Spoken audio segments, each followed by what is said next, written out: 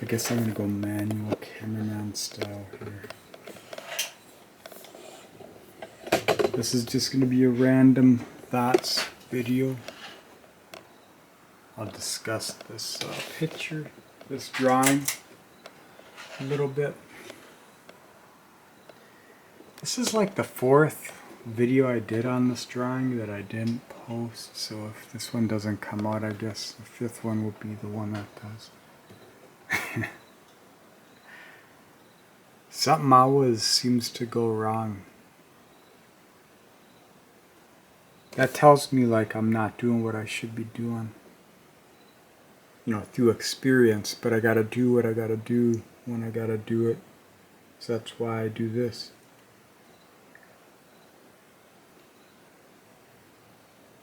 The fool who persists in their folly learns how not to do things. So here is a drawing I've been working on. I took a week off,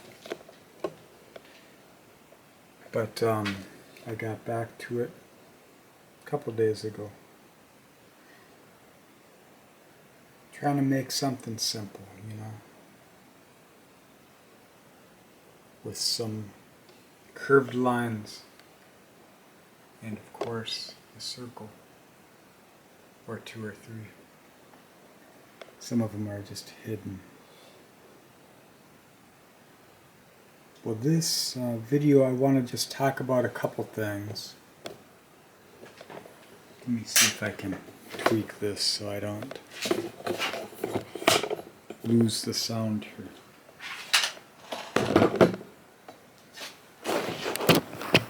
Oh shit. Did I just break this thing?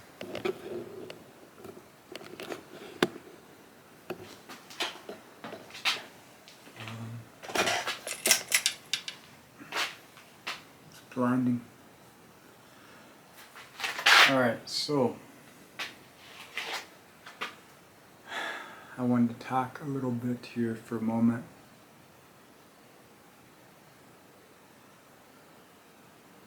Venus entered Libra a couple days ago. She is the ruler of my North Node, which is in Libra, with Pluto opposing a Mars-Venus conjunction in Aries, conjunct my South Node. So I have an interesting chart dynamic. It looks very simple, but you know, living the experience is much different than pointing at symbols and saying that's what it is. But astrology is a powerful tool and it gives us language to discuss things. It's like a technology where disparate perspectives can come together and find understanding.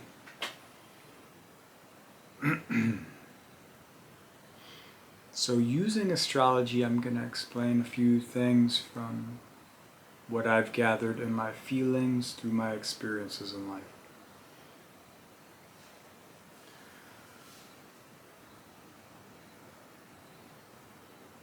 Mercury is about to station direct here soon.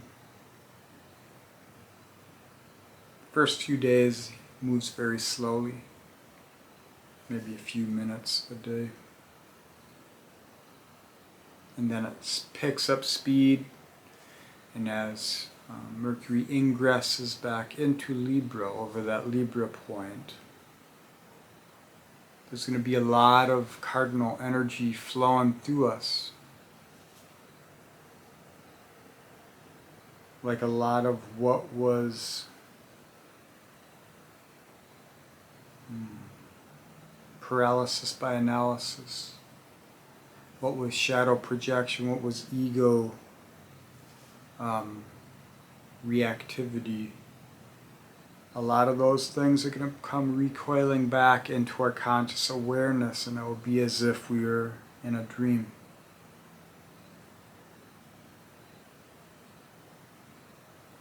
Things we've known a long time will be set in motion.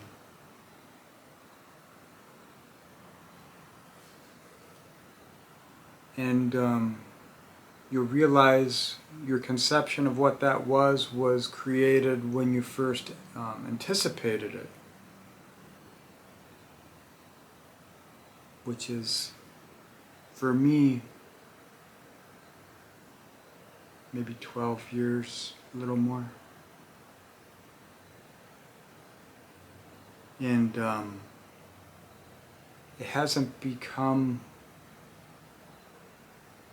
what I thought it was, because I've changed. My perception of what it is has a different energy now. Value has changed for me.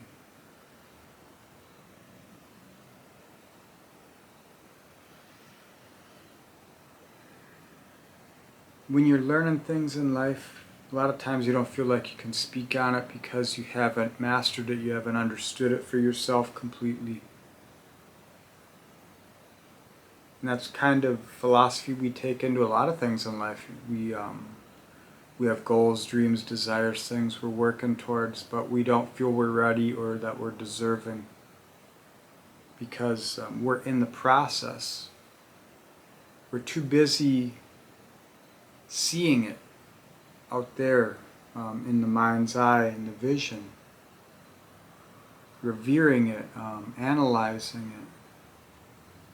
And we forget that we're changing, we're growing into what that is. And it takes times like these when you're pulled within, when the world is crushing you down, when you're inside, that you have the opportunity to realize that. But it can only happen when you slow down, because the mind is just on these loops of reactivity. It's waiting for a signal, something to give it meaning. So it's constantly going, trying to find what that is, doing what it always has done.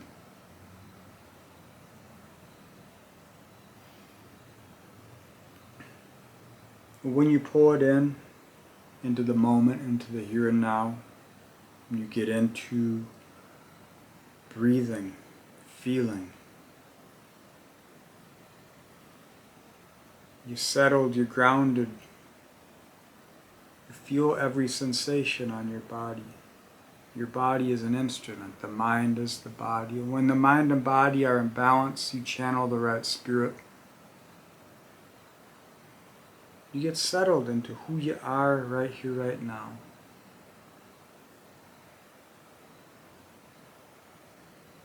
And you let those feelings inform you, you know.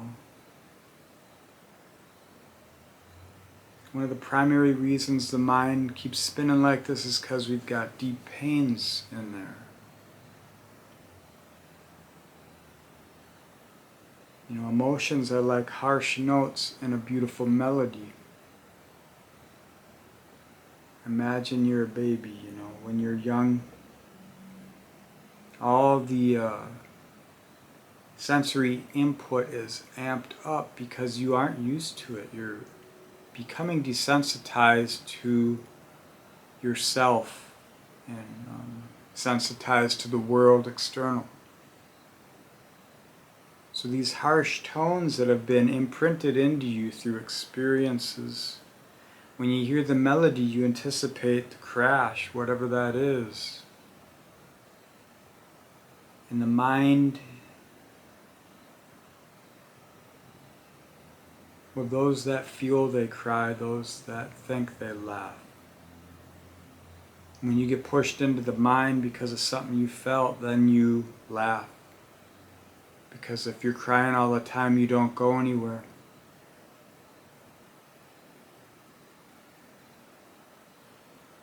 And besides, it's just a phase.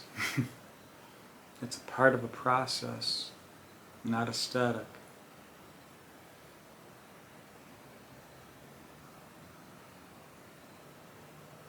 So the mind is these loops, you know. They're not broken loops until or they are broken loops until you recognize them, and then you close the circuit and you can transfer the energy onto the next expression.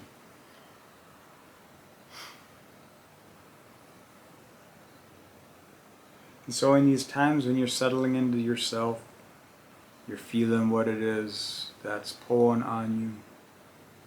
That's what's going to be coming up here when Mercury crosses back over that Libra point. And with Libra being the home of Venus, where the Sun currently is,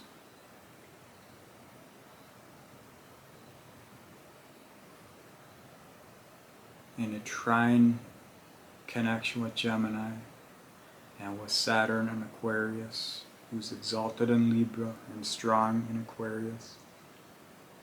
We've got all this energy. We've got a very powerful grand air trine dynamic, which will be activated at certain times throughout the month during the transits. And if you have personal planets in air making aspect, you may have grand fire or air trines in your chart. And will also be feeding into your passions. And so these are changing times.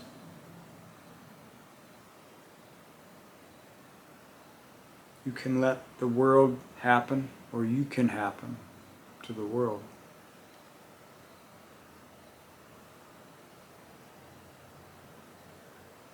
Nature rewards courage. Those who have the courage to try and heal themselves, to overcome themselves, old loops, will be rewarded in these times. It just takes movement, it takes action. These are uncertain times. Many systems are transforming, which means death and rebirth. That's how we grow. But if you're not out of the mind, if you're in an ideology external rather than the gravity of the self, you might get pulled into these things. And a lot of people you know, people you care about, are going to be pulled into this, and they're going to try and pull you into it too. Some people, they may love you, but they don't want your best because they don't know you. They can only judge from their own experiences, and they can't trust themselves, so this world is a scary, dangerous place. If you bring fear into an equation, you ask for it to show itself. Why? Because you're not ready to conquer it within. So come into yourself out of the mind, you can face it straight up.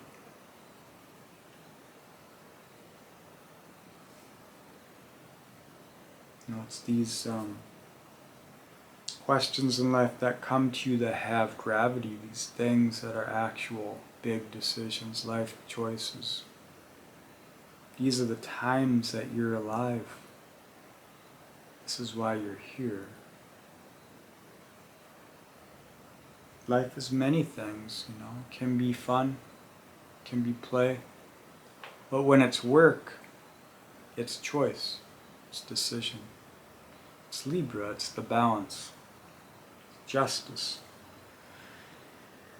It's quality of air, you know. Aquarius is coming to form here within all of us in different ways, and you got to find out what it is for you.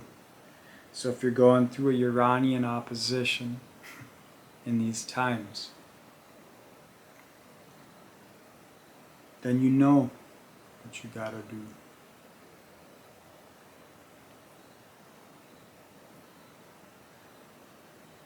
And you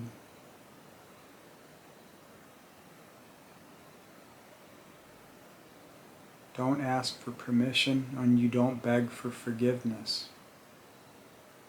Because you know if everyone did what was best for them, the world would be a better place, and you're going to do your part to do it for yourself.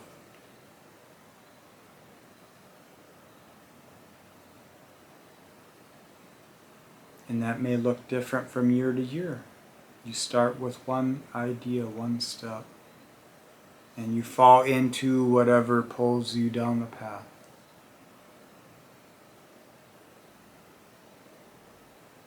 That's what I've been doing. I think we all have, but we just haven't recognized it in ourselves. That's part of this Aquarius energy.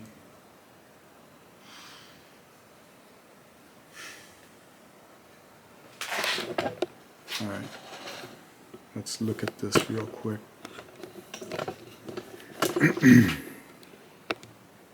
This is just an idea. A treatise on the fixed cross of matter. So fixed cross, if we're just reading it traditionally, Western tropical style, we'll start with Aries and we're going to Pisces. Dynamically, it can go any direction. It can skip all sorts of things. Alright, so you start with Earth here on the fixed cross because form is function here. The fixed cross is where cardinal energy and mutable energy are given the life to operate. And it's the dichotomy of chicken or the egg, because there really is no difference between cardinal, mutable, and fixed. Because without the opposites, none of them would need to be. So we got to think in terms of trinities, threes, creation. So Taurus, Earth, polarity is water. This is a yin axis, a yin circuit. Taurus is form. It is a quiet power. It's kind of power that needs to be coaxed into being through contrast divide, the friction of life. Taurus for me is tension into form. A lot of people say it's very primal or basic. It is a pure expression because Aries is the pure spirit. The pure vessel must carry it, and that's Taurus. And a pure vessel is yin in this expression. So, the polarity pulls it into life. Scorpio is very magnetic and it's got an inward pull. Taurus is being pulled into this world. And I'll show you why in a second here. So, we start with Taurus. Then we hit the center here with Leo. Then we get dark and deep into the void with Scorpio.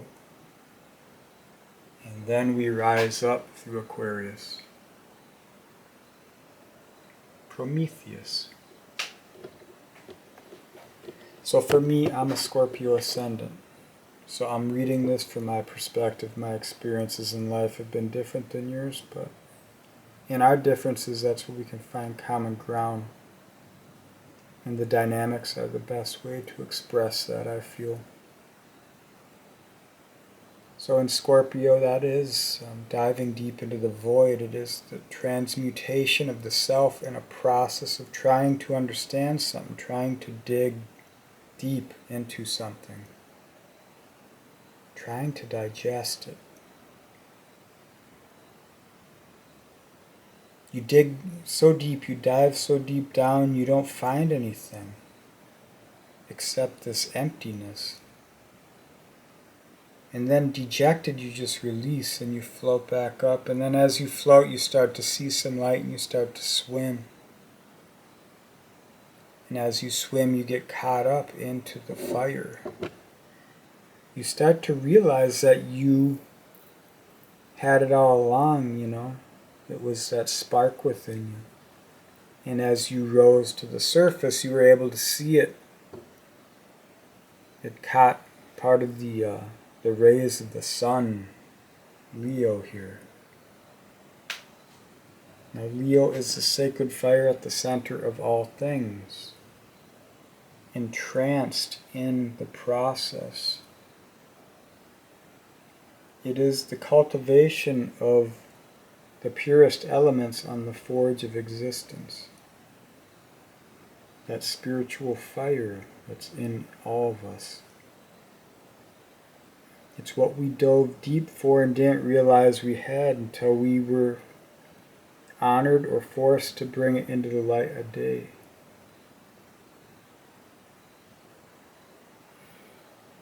And so with Leo, you bring that spark to form within your body, within your expression of life, however that is. And you find it's what brings value to you in knowing yourself, knowing who you are, what your worth is, knowing your foolish folly, and knowing that you ain't all bad, you also bring some good to others. And how do you apply that? How do you nurture the spirit and existence in a way that benefits you and those you care about? The greater good, this earth, others. So you've got that gravity of self, you've got that spark of life, you've got that frame, the temple, the foundation, the terra firma, and that's when you channel the spirit of Aquarius, it expresses through your consciousness, your intellect, the way you perceive, the way you receive, and the way you give. And you've individuated into a sense of self that is different than others, and it is in that difference you see the benefit of yourself and others in relation to each other in this world. And in this process, this is the Promethean process, you tap into something, you set something free and you also draw it in. That's the phoenix. The phoenix who in the process of forming the eagle through conscious awareness of the self in relation to this world and what you're doing, you were able to bridge the gap between the scorpion and the serpent. So you released that spirit into something, a vision, a dream, either something for this world, something for yourself, or a conscious understanding that they're one and the same.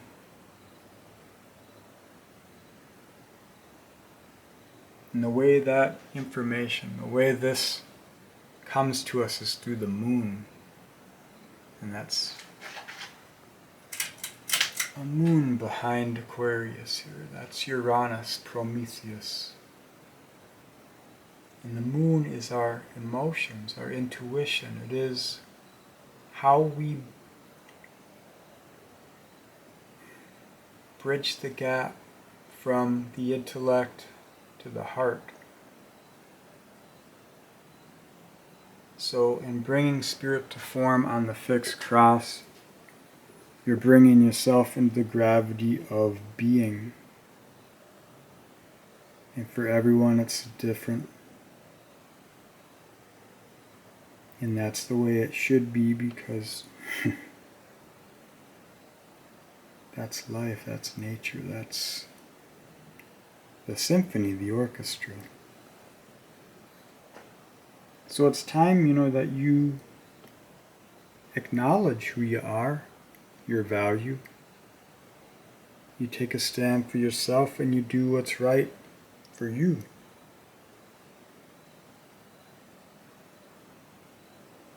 Because when you do what's right for you, you can bring that value to those you care about and those you don't care about.